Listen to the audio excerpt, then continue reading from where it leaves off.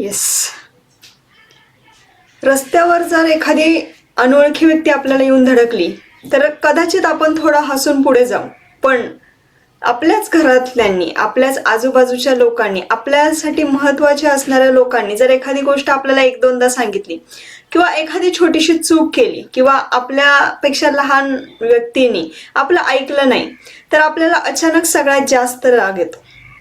राग हा नेहमी आपल्याच माणसांवर का निघतो? ज्यांच्यावर सर्वात जास्त आपलं प्रेम असतं त्यांच्यावरच राग का येतो आणि सगळ्यात जास्त व्यक्त केला जातो? नमस्कार सर्वांना. आजचा विषय प्रत्येकाच्या आयुष्याशी जोडणार आहे. मी तुम्हाला एक प्रश्न विचारते की बऱ्याचदा आपल्या आयुष्यात आपण आपल्या कामाच्या ठिकाणी अशा बऱ्याचशा चुका आपल्यासमोर घडत असतात, आपल्यासोबत घडत असतात, पण त्या आपण समजून घेतो.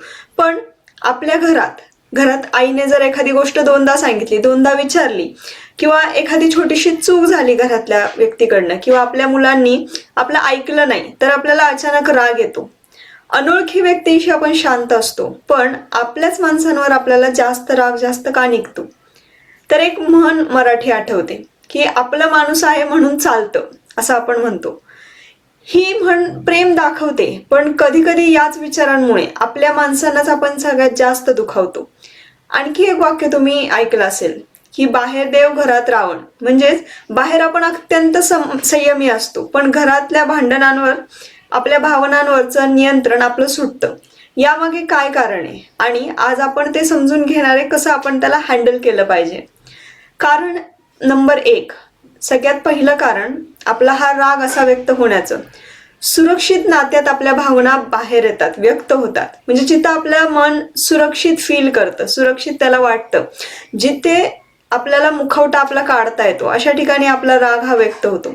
बाहेर आपण स्वतःला सांभाळतो, कंट्रोल करतो, संयम ठेवतो, पण घरी आपण थकलेला असतो, भावनिकदृष्ट्या मोकळ्या असतो आणि दिवसभर साचलेला सगळा ताण आपण आपल्या जवळच्या व्यक्तींवर काढतो. याचा अर्थ आपण त्याचा तिरस्कार करतो असं नाही. अनेकदा याचा अर्थ हा आपण त्याच्या समोर खरे असतो, जे काही आपला मुखवटा आहे तो आपण काढून त्याच्या समोर असतो. पण खरं असणं आणि एखाद्याला दुखावणं या दोन्ही गोष्टींमध्ये फरक आहे. कारण नंबर 2, एक्सपेक्टेशन्स म्हणजेच अपेक्षा. अनोळखी व्यक्तीकडनं आपल्याला फार काही अपेक्षा नसतात, पण घरातल्या व्यक्तींनी, आईनी, जोडीदारांनी, मित्रांनी किंवा मुलांनी आपल्याला समजून घेणं, ऐकावं, साथ द्यावी अशी आपली अपेक्षा असते. आणि जिथे आपल्या अपेक्षा जास्त असतात तिथेच त्या दुखावलं जाणं किंवा एक्सपेक्टेशन ब्रेक होण्याची सगळ्यात जास्त शक्यता असते. म्हणूनच अनेकदा राग आणि दुखापतींचं हे दुसरं रूप असतं की जिथे आपल्या एक्सपेक्टेशन्स असतात.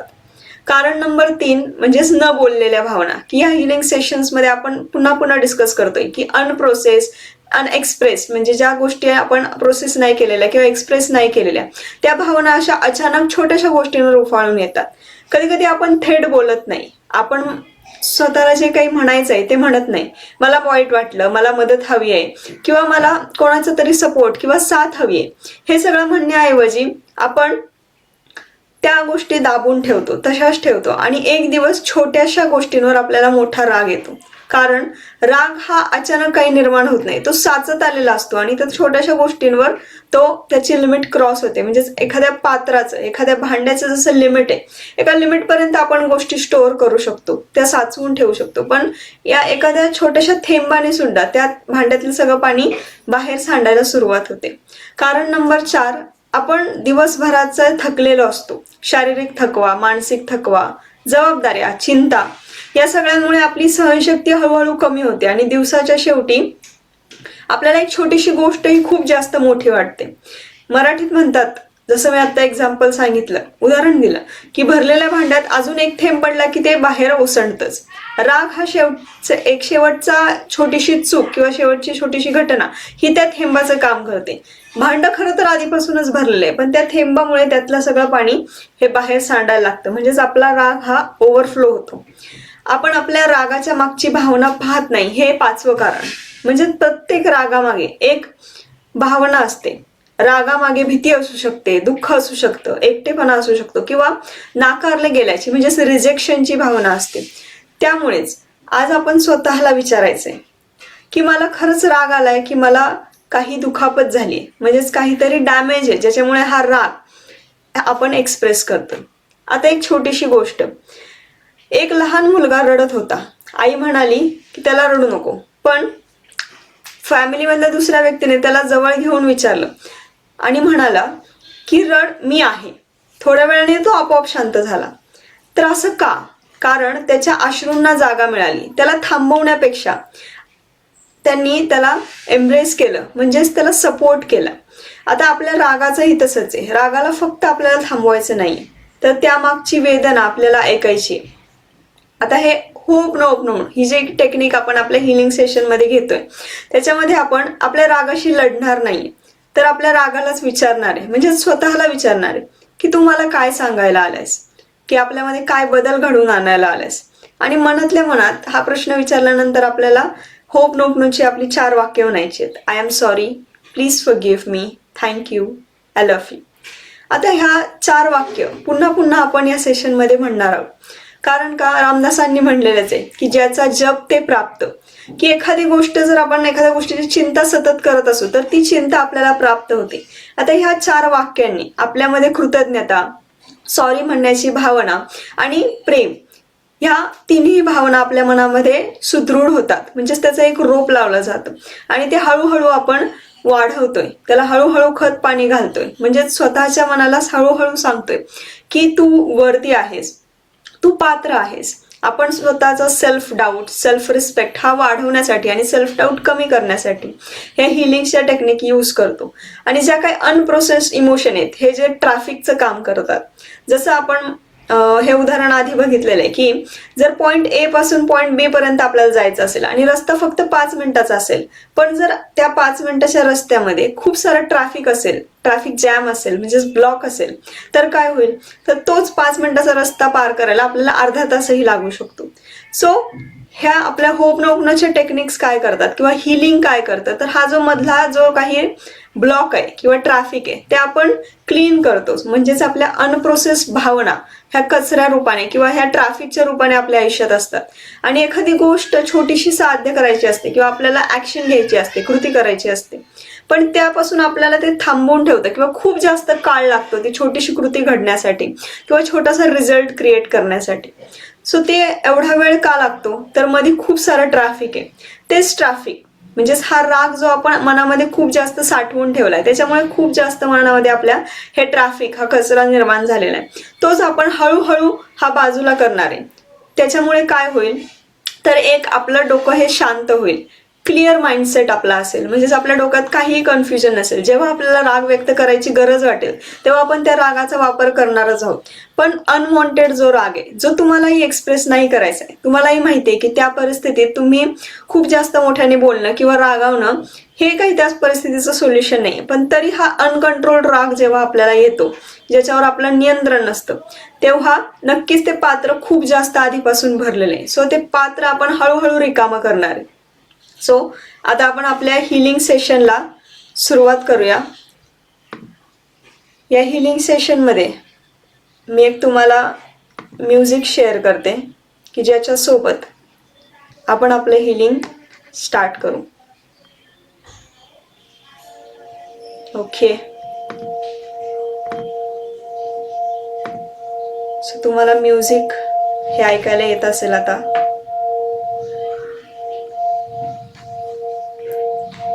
डोळे बंद करून घ्यायचेत आणि आपल्या श्वासावर नियंत्रण घ्यायचंय. श्वासाकडे लक्ष द्यायचंय.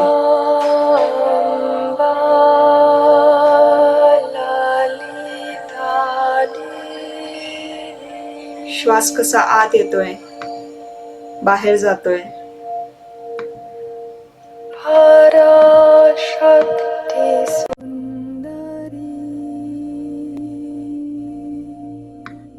श्वास आत घ्यायचा आहे, बाहेर सोडायचंय.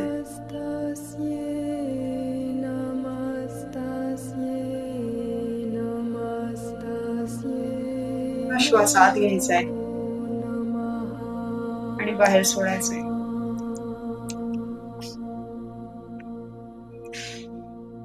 श्वास कसा आत जातोय, कसा बाहेर येतोय, त्याचा वेग काय आहे. हा श्वास आपल्या सोबत प्रत्येक क्षणी प्रत्येक परिस्थितीत असतो.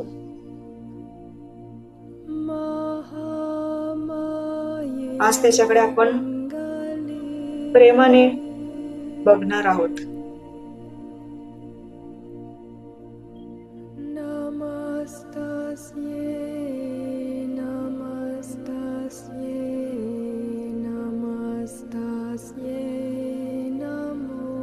जी काही हवा आपल्या नाकावाट्या आतमध्ये जाते, तिचं तापमान किती आहे, थंड वार आहे, गरम वार आहे, याकडे लक्ष केंद्रित करायचंय. आता आपलं सगळं लक्ष आपल्या कपाळाकडे न्यायचंय, फोरहेड.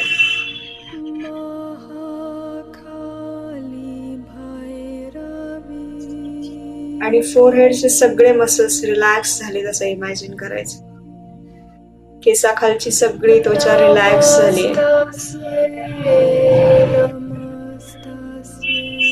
संपूर्ण चेहरा रिलॅक्स झालाय.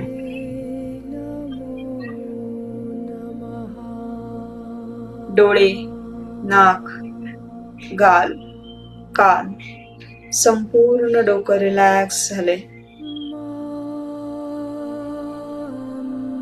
असं इमॅजिन करायचंय की एक लाईटचा बॉल, जे जागरूकतेचं प्रतीक आहे, ते संपूर्ण शरीरात फिरतंय. संपूर्ण डोकं ते त्यांनी लाईट होतंय, रिलॅक्स होतंय. आता हा बॉल, ऊर्जेचा बॉल, आपल्या मानेवाटे पूर्ण पाठीवर फिरलाय. पाठीचा कणा रिलॅक्स केलाय. गळा रिलॅक्स झालाय. प्रत्येक शरीरातल्या पेशीला हा ऊर्जा देतोय. संपूर्ण छाती, पोट रिलॅक्स केलंय. एखाद्या अंधाऱ्या खोलीत जर आपण कंदील घेऊन गेलो तर कसा प्रकाश पसरेल, ऊर्जा पसरेल, तशी ऊर्जा आपल्या आतमध्ये पसरते, अशी कल्पना करायची. डावा हात, उजवा हात जळून निघालाय त्या ऊर्जेच्या बॉलमुळे.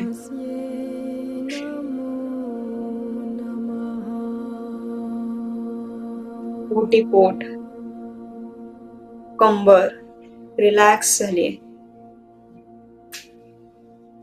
दोन्ही मांड्या, डावा पाय, उजवा पाय, भुजावान आणि रिलॅक्स झालाय. दोन्ही पायाची बोट अगदी रिलॅक्स झालीत. पायाच्या नखापासून ते डोक्याच्या केसापर्यंत संपूर्ण शरीरात हा ऊर्जेचा बॉल फिरतोय आणि हृदयाच्या जागी जाऊन बसलाय. तिथून तो संपूर्ण ऊर्जा या शरीरभर पसरवतोय, हील करतोय, दुरुस्त करतोय, रिलॅक्स करतोय. तर आपल्या हृदयावर हात ठेवून 3 वेळा नोकनोचं चॅन्टिंग करायचं. I am sorry, please forgive me, thank you, I love you. I am sorry, please forgive me, thank you, I love you. I am sorry. Please forgive me. Thank you. I love you. I am sorry. मला माझ्या रागामागची वेदना समजली नाही. I am sorry. मी माझ्या रागाला बऱ्याच वेळा खूप दाबून ठेवलं. I am sorry. मी माझ्या अपेक्षा स्पष्टपणे व्यक्त नाही केल्या. I am sorry. मी स्वतःला आणि इतरांनाही या रागामुळे दुखवलं. आज मी माझ्या रागाची 100% जबाबदारी घेते. जबाबदारी स्वीकारते. I am 100% responsible. Please forgive me. रागाच्या भरात मी कठोर शब्द बोलले. प्लीज फॉरगिव्ह मी. मी समजून घेण्याऐवजी प्रतिक्रिया दिली, रिॲक्शन दिली. मी माझ्या वेदनेचं ओझं, भावनांचं ओझं इतरांवर टाकलं. आजपासून माझ्या भावना ही माझी जबाबदारी. थँक्यू. या रागानेही मला काहीतरी शिकवलंय, खूप काही शिकवलंय. थँक्यू. या रागामुळे मला कळालं माझ्या कोणत्या अपूर्ण गरजा आहेत. माझ्या मर्यादा ओळखायला शिकवलं. थँक्यू. धन्यवाद. माझ्या आतल्या वेदनेकडे माझं लक्ष वेधल्याबद्दल. बदल आणि हिलिंगची ही संधी मला मिळाली. थँक्यू. आज अधिकाधिक जागरूक होण्याची संधी मला मिळाली. Thank you.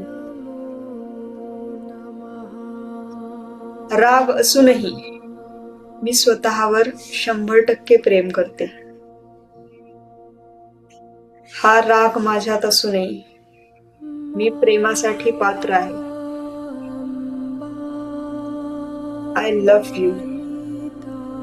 I love my self. कारण मी शांततेची निवड करते. मी माझ्या सर्व भावनांसह स्वतःवर प्रेम करते. I love you. मी प्रेम, शांतता आणि स्वीकाराने पुढे जाते. राग हा काही आपला शत्रू नाही. तो आपल्या आतल्या अपूर्ण गरजा, वेदना आणि अपेक्षांचा फक्त संदेश वाहक आहे. आज आपण त्यामागचं प्रेम आणि सत्य ओळखून त्याला प्रेमाने ऍक्सेप्ट केले.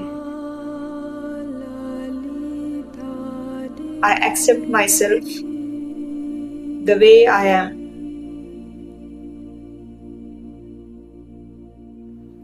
आपल्या आतला सगळा राग हा काहीतरी कारणासाठी आला होता. काहीतरी शिकवण्यासाठी, काहीतरी दाखवण्यासाठी. Thank you so much. I am sorry. Please forgive me. Thank you. I love you. I am sorry. Please forgive me. Thank you. I love you. आता इमॅजिन करायचंय, पुन्हा एकदा तुम्ही एका नदीच्या किनारी उभे आहात. या जागरूकतेसहित तुमच्या हातात एक भांड आहे, एक पात्र आहे.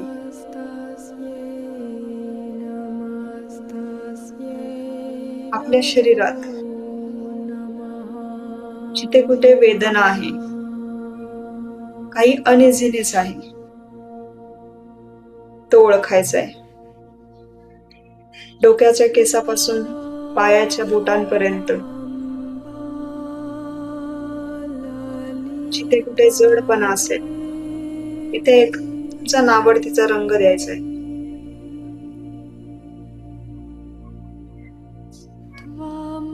आणि इमॅजिन करायचंय मी दोन्ही हातात ते भांड पात्र हातात पकडले आणि तो सगळा नावडतीचा रंग जो राग आहे त्या रंगाच्या रूपात आपल्या शरीरात तो सगळा त्या पात्रात समाविष्ट होतोय. संपूर्णपणे शरीरातून त्या पात्रात हा राग उतरलेला आहे. सगळ्या नकारात्मक गोष्टी ज्या त्रास देत होत्या, ज्या आपण घट्ट धरून ठेवल्या होत्या, त्या आज आपण आपल्या बाहेर काढणार. इमॅजिन करायचंय सगळी नकारात्मक ऊर्जा आज आपल्या शरीरातून बाहेर पडून त्या पात्रात समाविष्ट होते.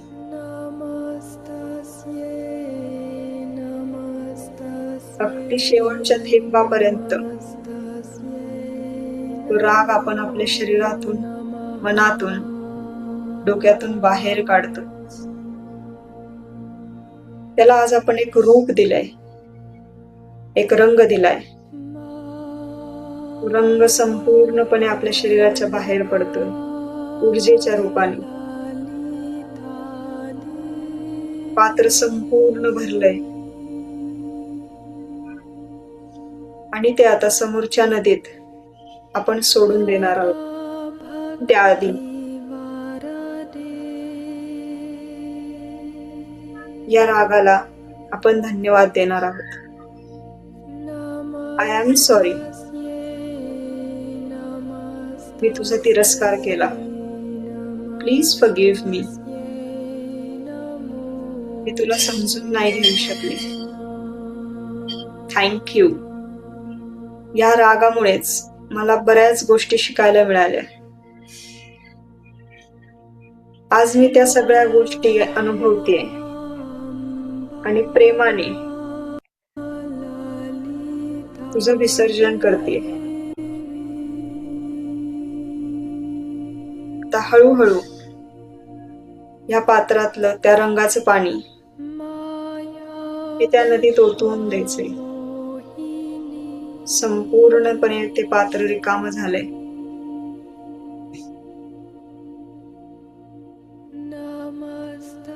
आणि ते पात्रही आपण विसर्जित करून टाकले.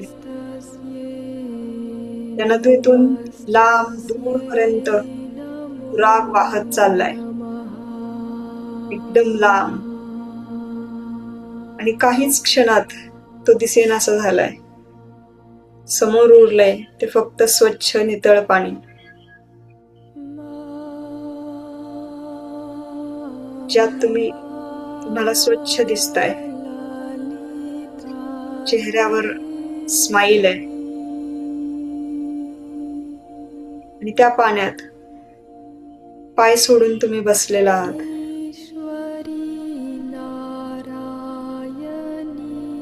ते पाणी तुम्हाला ऊर्जा देतंय.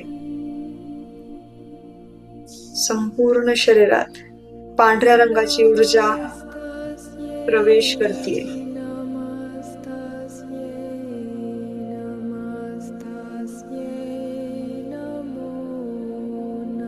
आनंद, वैभव, यश या सगळ्या गोष्टी आपल्या आतमध्ये भरताय. थँक्यू.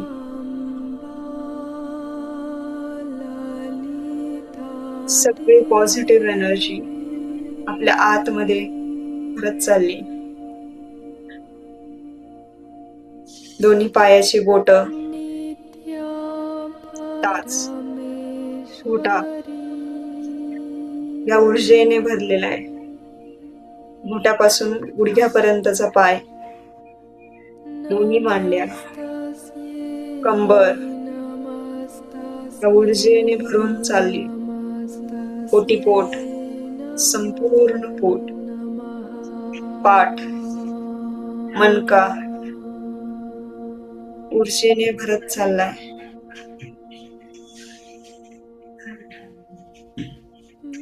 छाती, दोन्ही हात ऊर्जेने एकदम भरले.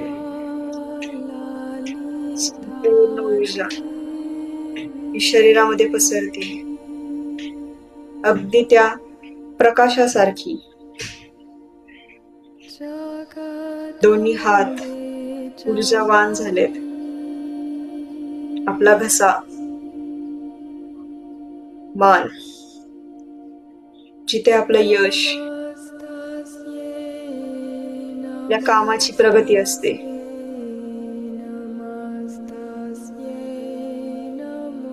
संपूर्ण डोकं, कपाळ, टाळूचा भाग अगदी ऊर्जावान झालाय.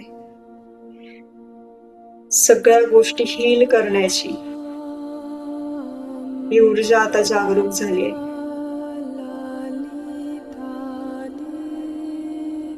संपूर्ण शरीर, मन कॉन्फिडन्स, प्रेमाने संपन्न झालाय.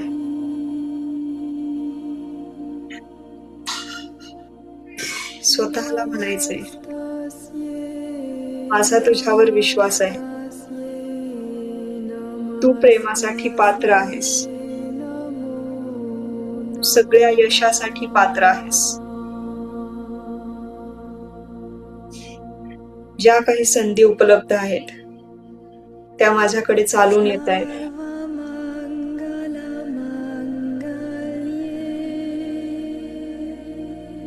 पैसे कमावण्याच्या संधी, कामात प्रगतीच्या संधी या आपसुकच तुमच्या समोर येऊन उभं राहिले. आणि तुम्ही चूज करताय, तुम्ही निवड करताय तुम्हाला जे हवंय त्याची. कारण तुम्ही या निवडीचे पात्र आहात. तुम्ही प्रेमास पात्र आहात.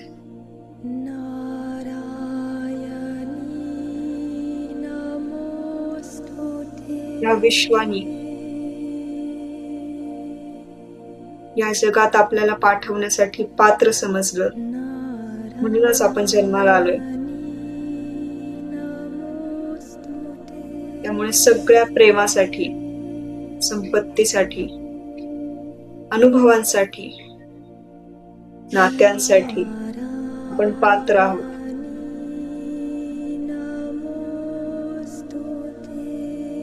संपूर्ण ऊर्जा आपल्या शरीरामध्ये साठवून राहते, वाहतीये आपल्या श्वासाबरोबर.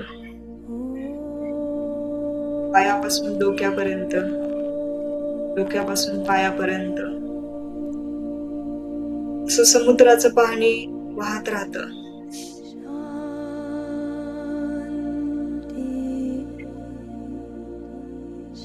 तशी ही ऊर्जा संपूर्ण शरीरभर पसरते. वरून खाली, खालून वर.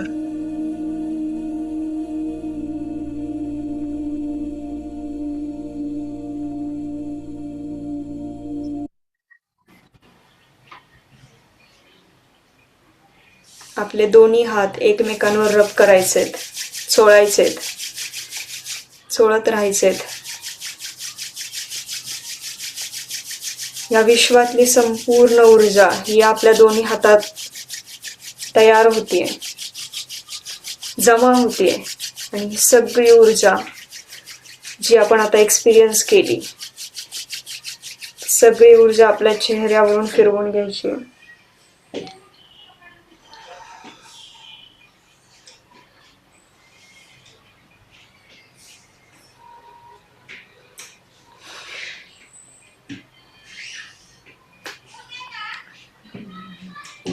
आपल्या रागाला आज आपण समजून घेतलं, आज त्याचं ऍक्सेप्टन्स केला, म्हणजेच त्याला स्वीकारलं. जसं आपल्यापेक्षा लहान मुलांनी, आपल्या परिवारातल्या लोकांनी एखादी चूक केली तर आपण त्यांना सामावून घेतो, त्यांना माफ करतो. तसंच आपण काही काळ, काही क्षणी, काही परिस्थितींमध्ये, काही व्यक्तींवर रागावलो, राग व्यक्त केला, तरी आपण स्वतःला स्वीकारलं पाहिजे. ते आज आपण स्वतःला स्वीकारले, आपण स्वतःला ॲक्सेप्ट केले आणि स्वतःवर प्रेम पुन्हा करायला लागलो या रागासहित. ह्या क्षणी काही तो राग आपल्याला येणारच नाही किंवा आता पुढच्या क्षणी आपण रागावणारच नाही, एकदम छान शांत व्यक्ती बनून जाऊ असं होणार नाही. स्वभाव हा तसाच राहणार आहे, पण त्या स्वभावासहित जर आपण आपल्या स्वतःलाच ॲक्सेप्ट केलं, स्वीकारलं आणि त्याच्याबरोबरच कसं आपण परिस्थितींशी डील करू शकतो हे जर शिकलो, तर काही गोष्टी आपल्यासाठी बऱ्याचशा ह्या सोप्या होतील. सो थँक्यू सो मच तुम्ही या हिलिंग सेशनमध्ये पार्टिसिपेट केलं. जर तुम्हाला काही 1-on-1 कॉल हवे असतील तर खाली डिस्क्रिप्शनमध्ये लिंक आहे, त्याच्यावर जाऊन तुम्ही कॉल बुक करू शकता. लवकरच आपला एक मास्टर क्लास येतोय 3 दिवसाचा, तो तुम्ही नक्कीच जॉईन करा. काही माफक दरात तो तुमच्यासाठी अवेलेबल असेल. थँक्यू सो मच तुम्ही या हिलिंग सेशनमध्ये आलात. जर तुम्हाला हे सेशन आवडलं असेल तर लाईक, शेअर आणि सबस्क्राईब नक्की करा आणि आपल्या व्हॉट्सअपच्या ग्रुपला जॉईन व्हा, जिथे तुम्हाला या लाईव्ह सेशनची लिंक आणि बऱ्याचशा वेगळ्या ज्या काही फ्री ॲक्टिव्हिटीज होत असतील आणि पेड ॲक्टिव्हिटींच्या सगळ्या इन्फॉर्मेशन ह्या मिळतील. सो थँक्यू सो मच आणि आपण आपले होपनोपनोच्या वाक्याने या सेशनचा शेवट करूयात. I am sorry, please forgive me, thank you, I love you.